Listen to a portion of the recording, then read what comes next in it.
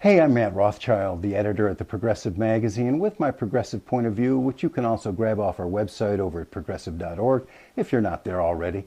I'd just like to pay my respects to Christopher Hitchens, who died this week. You couldn't help but be dazzled by his clever writing and the sheer breadth of his intelligence, no matter where you were on the political spectrum or where he was.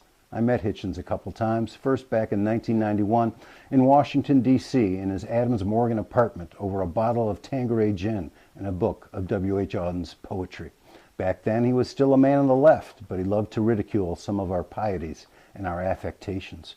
Even before 9/11, Hitchens was a proponent of so-called humanitarian interventions, so I wasn't all that surprised at his lurch to the right.